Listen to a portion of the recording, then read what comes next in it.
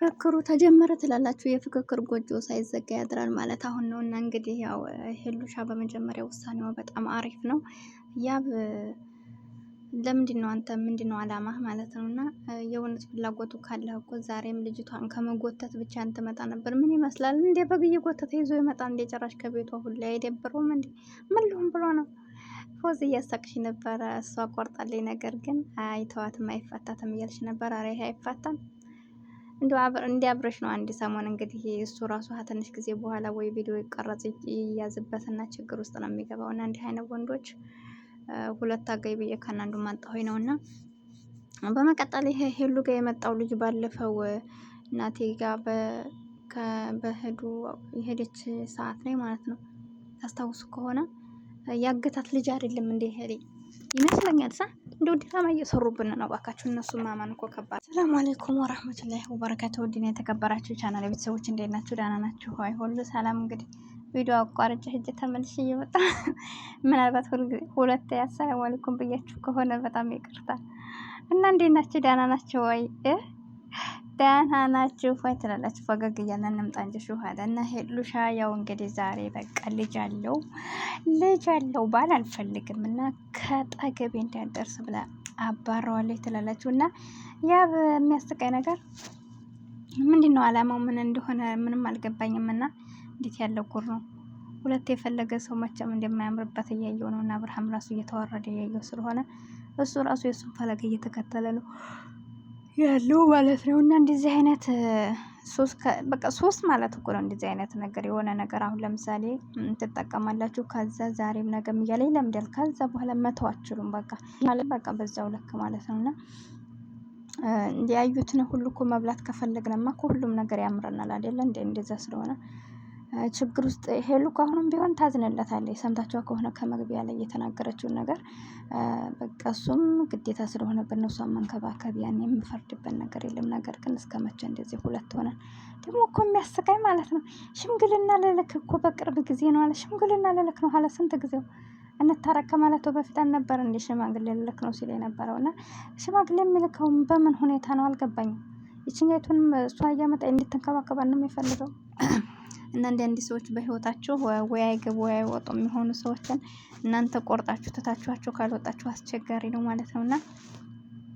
እና እኔ ግን ግራ ያገባኝ ይሄ ሄሉ ያልኳችሁ ሰውዬ ባለፈው አገታታ ብሎ ምናምን ጓደኛዬ ነው ብላ ነበር። እንደገና ማን ጋር ነው ተጣልቶ ነበር? ናቴ ጋር ነው ናቴ ጋር በነበረ ሰዓት ላይ እንደውም የሆነ ሰዓት ላይ እና ውድ ተመልካቾች እንግዲህ ከስንት ሰዓት በኋላ ቆይቼ እንደመጣሁ ታውቃላችሁ? ከ4 ሰዓት በኋላ ይሄን ቪዲዮ እየሰራሁ ማለት ነው። አቋራጭ ስራ ገባው እንደ ድጋሜ ተመልሼ እየመጣሁ እየሰራሁ ነው።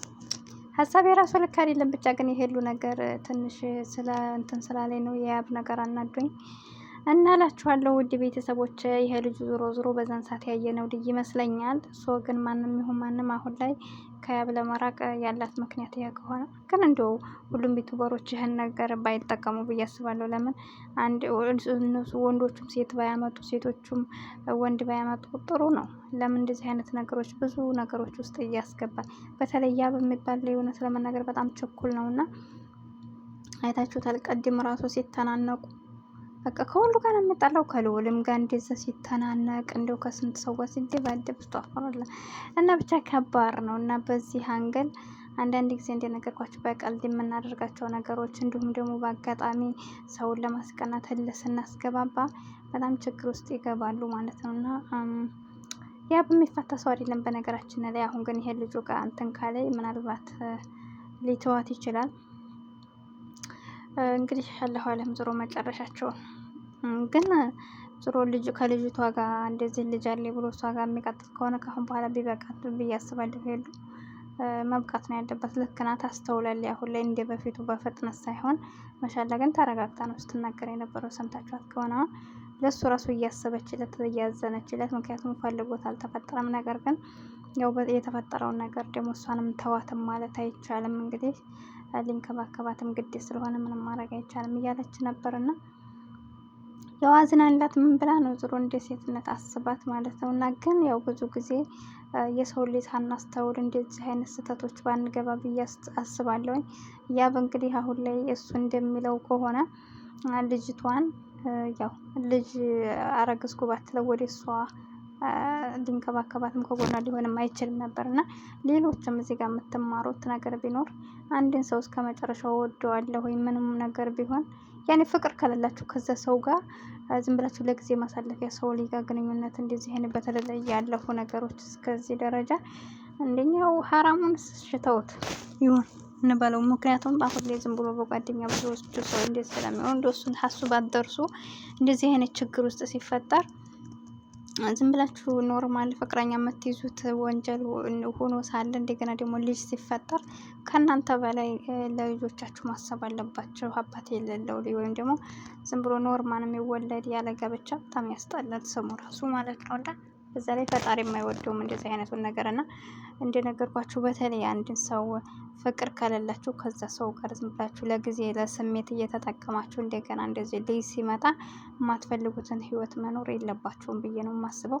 ያብን ሰምታችሁት ከሆነ ከትናንት ወዲያ ለልጅ ብዬ የማልፈልገውን ህይወት አልኖርም ወደ ሄሉ መለሳለሁ ሲል ነበር። ነገር ግን መልሶ እዛው ነው ተወትፏል ወትፍና እና እንደዛ ስለሆነ ስለዚህ ጥንቃቄ አድርጉ ወንዶች። ዝም ብላችሁ ለስሜት እያላችሁ እየሄዳችሁ ያው አብርሽም ሰሞኑን እየተፈጠረበት ያለውን አይታችኋል።